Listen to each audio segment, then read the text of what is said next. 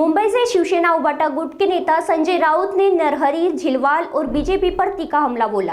राउत ने कहा कि उन्हें खाद्य एवं स्वास्थ्य संबंधित प्राधिकरण को कोई जानकारी नहीं है और उनके पास झिलवाल से जुड़े कई मामले हैं। उन्होंने स्पष्ट किया कि उनकी पार्टी कभी भी सत्ता के लिए बीजेपी के साथ नहीं जाएगी।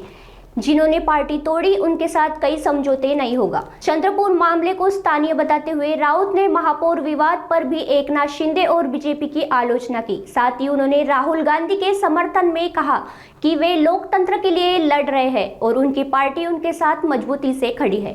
50 खोक्याचे पुरावे कोण मागताय? ठीक आहे, सोडून द्या। सन्मान्य राज ठाकरे आणि मी नेहमी एकमेकांना भेटत असतो। विचारांचं आदान प्रदान युतीमध्ये आघाडीमध्ये करावं लागतं, भविष्याचा वेध घ्यावा लागतो। विशेष चंद्रपूरचा जो वारंवार चर्चेला जातोय, चंद्रपूरच्या संदर्भात मी वारंवार स्पष्ट केलेलं आहे की चंद्रपूरला जे घडलंय त्याच्यामध्ये उद्धव ठाकरे साहेबांची भूमिका नाही, अजिबात भूमिका नाही। कारण भारतीय जनता पक्षाबरोबर कशा करता जावं आम्ही? ज्या पक्षाने आमचा पक्ष फोडला, चिन्ह चोरलं, महाराष्ट्रामध्ये अराजक निर्माण केलं, अशा लोकांबरोबर पक्ष म्हणून कोणती भूमिका त्यांच्यासोबत जाण्याची उद्धव ठाकरेंनी कधीच घेतली नाही आणि घेणार नाहीत। चंद्रपूरच्या लोकांनी हा उद्योग केलेला आहे, त्याचं समर्थन आमच्या पक्षामध्ये कोणीही केलेलं नाही। मी इतकं सांगेन, वेट अँड वॉच, थोडं थांबा। अजून काही महाराष्ट्रातल्या काही, आता काल परभणीची निवडणूक झाली, अजून काही गोष्टी व्हायच्या आहेत। पण पक्षामध्ये या निर्णयाबद्दल कोणीही चंद्रपूरच्या या घडामोडींचं समर्थन करणार नाही, केलं नाही। होईल की ज्यांनी शेण खाल्लेलं आहे अशा प्रकारचं, बरं का, त्यांना जाब नक्की विचारला जाईल, नक्कीच। राऊत, तुम्ही म्हणता आहात की समर्थन केलेलं नाही पण विरोध केला आहे असंही कुठे दिसत? मी करतोय ना। तुम्ही करता आहात, बरोबर आहे, पण मी करतोय ना। उद्धव ठाकरेंची भूमिका आहे की माझ्या कुठल्याही परिस्थितीत समर्थन देणार नाही। भारतीय जनता पक्षाबरोबर जाण्याची भूमिका ही शिवसेनेची नाही। कोणी काही म्हणू द्या, हे मी जबाबदारीनं सांगतोय की भारतीय जनता पक्षाबरोबर अशा प्रकारे फुटलोट करण्याचा कोणताही सत्तेसाठी किंवा स्वार्थासाठी ही आमची भूमिका नाही। जसं आता मुंबईमध्ये महापौर पदाच्या संदर्भात आम्ही एक भूमिका घेतली, निवडणूक बिनविरोध झाली, ही भूमिका आहे पक्षाची आणि ती जाहीरपणे घेतली। पण चंद्रपूरसारख्या ठिकाणी स्थानिक लोकांनी त्यांच्या स्वार्थासाठी असे काही निर्णय घेतले असतील पक्षाला अंधारात ठेवून, तर नक्कीच त्याच्यावरती शिवसेना पक्षप्रमुख एक भूमिका घेतील याची मला खात्री आहे। लोकांनी जर शेण खाल्ला आहे तर मुंबईतून ज्यांनी हे आदेश दिले, मुंबईत जे स्थानिक पदाधिकारी मुंबईतल्या नेत्यांच्या संपर्कात होते त्यांनी त्यांना शेण खायला लावलंय का? बघा, ह्याच्यावरती आता तुम्ही हा विषय जो आहे हा चंद्रपूर पुरता मर्यादित आहे। परभणीमध्ये काँग्रेसच्या 12 नगरसेवकांनी शिवसेनेचा आकडा 25 असताना आमचा महापौर केला, त्याबद्दल आम्ही त्यांचे आभारी आहोत। त्यांनी महापौरपद मागितलं नाही। परभणीतला विषय सांगतो मी, आमचे 25 आहेत मला वाटतं आणि काँग्रेसचे 12 आहेत, नक्की ना, 12च ना, मी सांगतो ना। त्यांनी आमचा महापौर व्हायला पाठिंबा दिला, त्याबद्दल आम्ही त्यांचे आभारी आहोत। चंद्रपूरला आमचे 6 आहेत आणि काँग्रेसचे 27 आहेत। 27 आणि 6 मध्ये काही अंतर आहे, राजकीय चर्चा होऊ शकते। 27 आणि 6 मध्ये राजकीय चर्चा होऊ शकते, व्हायला हरकत नाही।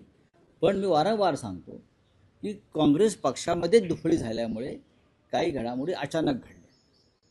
काँग्रेस पक्षामध्ये एकवाक्यता तिकडे दूर. मी चंद्रपूर पुरतंच बोलतो, मी महाराष्ट्राचं बोलत नाही. हे फक्त चंद्रपूर भागापुरतंच मर्यादित आहे. तिथे दुफळी पक्षामध्ये होती, तिथे एकवाक्यता नव्हती. ते भांडण दिल्लीपर्यंत गेलं.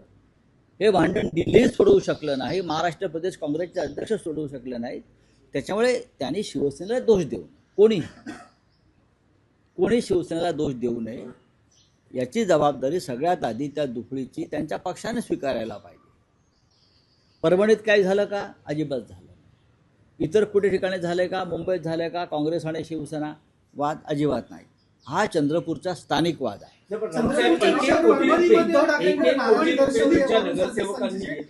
पाठिंबा देण्यासाठी 1 कोटी प्रत्येक ज्यांनी हा आरोप केला ते पैसे मोजायला बसले होते का भाजपतर्फे, की हे पैसे मोजा आणि त्यांना द्या?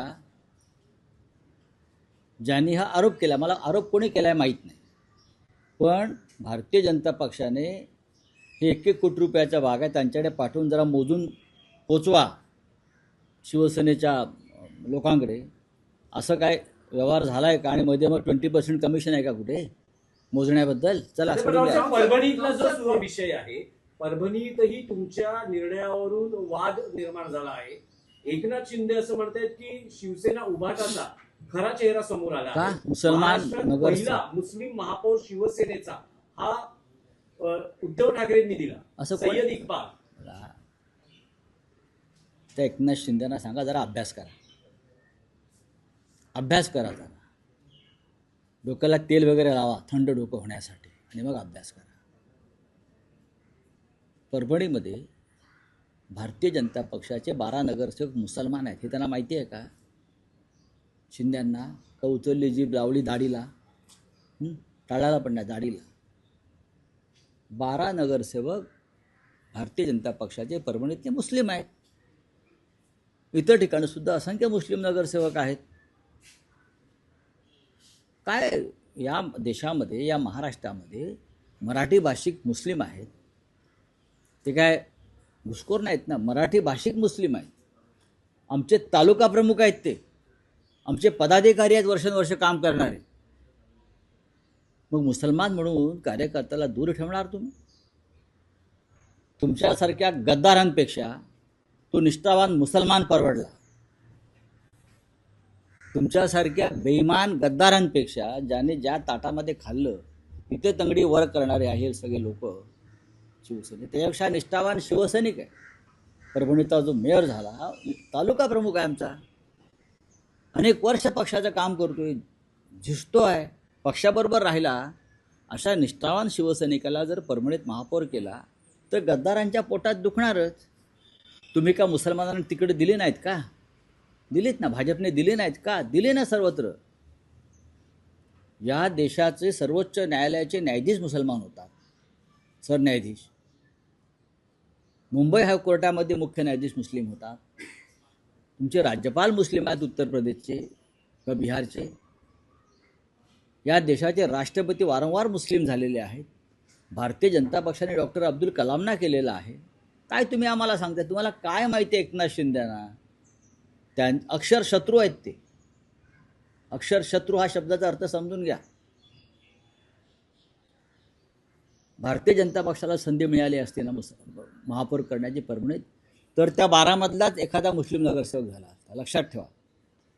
हे पण तुम्हाला मी सांगतो, या देशामध्ये हिंदू मुसलमान करण्यापलीकडे यांच्याकडे दुसरा कार्यक्रमच नाही. राऊतसाहेब, आणखी काही विषय आहेत. अजित पवारांच्या अपघाती मृत्यू प्रकरणात जे काही आरोप प्रत्यारोप होत आहेत त्यात तो पूर्व विदर्भातला नेता कोण हे आता स्पष्ट झालेलं आहे. प्रफुल्ल पटेल यांचं नाव अजित पवारांचे निकटवर्तीयच घेऊ लागलेले. त्यांनी स्वतः प्रफुल्ल पटेल यांनी सांगितलं की त्यांचं फोनवर बोलणं झालं, झेडपी संदर्भातले काही विषय होते, काही शेतकऱ्यांचे विषय होते, त्या संदर्भात भेट झाली. जे म्हटलं जातं की अजित पवार हे बाय रोड जाणार होते बारामतीला, पण सगळं शेड्यूल बदललं. हा विषयावरती आता पुरेशी चर्चा झालेली आहे.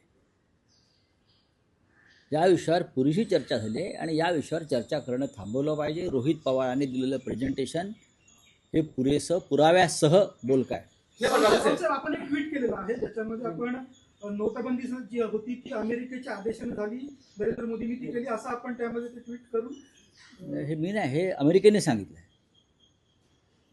हे अमेरिकेकडून आलेलं आहे की आमच्या सांगण्यामुळे भारतामध्ये तो तेव्हा नोटाबंदीपासून सर्व प्रकार घडले. अमेरिका सांगते आहे.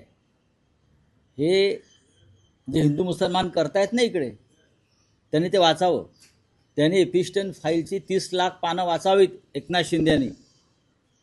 तुमच्यातलं कोणी त्यात नाही ना, जरा माहिती करून घ्या. बरेच लोक त्यांचे अमेरिकेत जाळे करत होते मधल्या काळामध्ये. भारतीय जनता पक्षाचे तर आहेतच, पण त्यांच्या मित्रपक्षांचे सुद्धा कुठल्या फाईलमध्ये कोण अडकले बघा. मी मागे सांगितलेलं आहे की मोदी नेहमी म्हणतात ताश्कंद फाईल बघा सिनेमा, मग काश्मीर फाईल बघा, मग केरळ फाईल बघा, स्वतः जाऊन बसतात.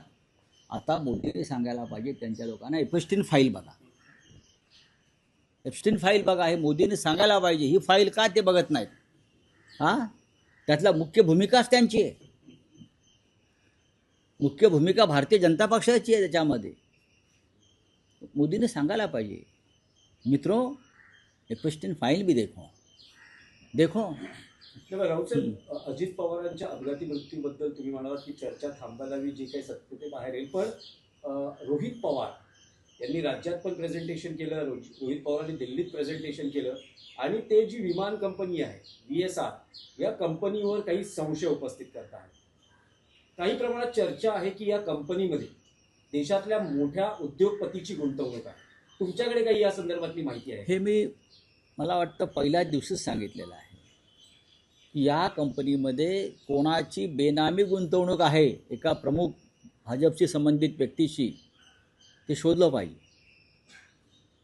हे मी वारंवार सांगितलेलं आहे. हे दिल्लीतल्या माझ्या पत्रकार परिषदेत सांगितलेलं आहे की या संबंधित विमान कंपनीमध्ये कोण आहे, बेनामी एक व्यक्ती आहे, अदृश्य शक्ती, अदृश्य हात आहे, याचा शोध घेतला जाऊ नये म्हणून याचा तपासच होणार नाही या गोष्टीचा. चलिए बोलिए. राहुल गांधींचा मोठा विषय आहे, देशाच्या राजकारणातला विषय आहे की राहुल गांधींनी जे पंतप्रधान नरेंद्र मोदींच्या बाबतीत विधान केले की मोदींनी देश विकला, मग देश विकलाच आहे. पडसाद उमटता आहे. भाजप खासदार निशिकांत दुबेंनी राहुल गांधींचं लोकसभेतलं सदस्यत्व रद्द करावं अशी मागणी करताना त्यांना आजन्म निवडणूक आयोगानं निवडणूक लढण्यावर बंदी घालावी अशी मागणी केली.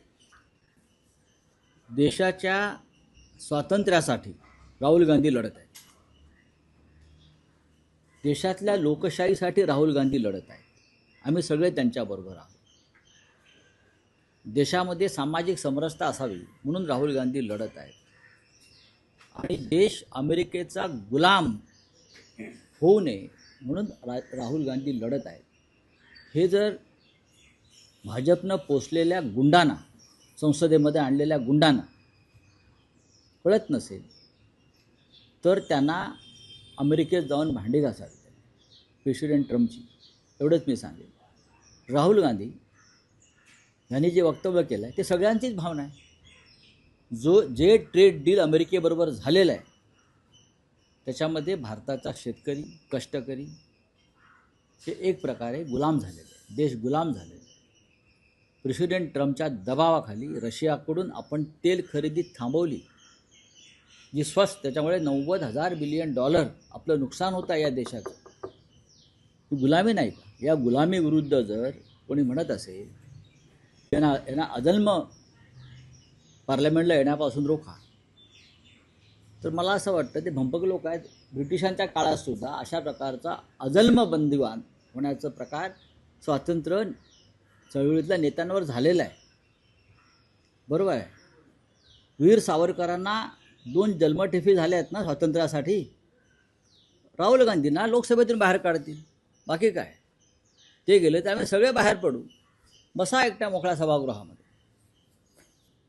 असं होऊ शकत नाही. या देशात लोकशाही आहे आणि हा निर्णय होईपर्यंत मोदींचं सरकार राहील का ही सुद्धा एक प्रश्नचिन्ह सगळ्यांसमोर आहे.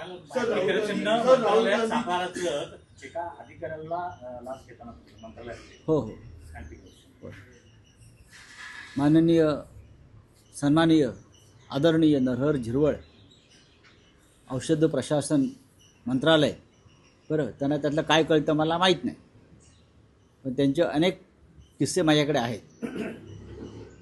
कुठल्या ट्रक सोडा, कुठलं कंटेनर सोडा, असे जे अधिकाऱ्यांना फोन करून सांगत असतात ना, ते सगळ्या प्रकारचं तिथे कार्यक्रम चालतात. त्याच्यामुळे जे पकडलेले आहेत ते फार किरकोळ लोक आहेत. अँटी करप्शननं त्यांच्या सूत्रधारापर्यंत पोचलं पाहिजे, एवढंच मी सांगेन. सर, निशिकांत दुबे ने और सवाल क्या है राहुल गांधी का देखिए, मोदी सरकार ने गुंडों की फौज पार्लियामेंट के इर्द गिर्द या अंदर लाई है इस काम के लिए. ये शोले में एक डायलॉग है, गब्बर सिंह बोलता है ठाकुर ने हिजड़ों की फौज लाई है. मैं ऐसी बात नहीं करूँगा. राहुल गांधी देश का नेता है, Rahul Gandhi leader of opposition है, राहुल गांधी देश की स्वतंत्रता के लिए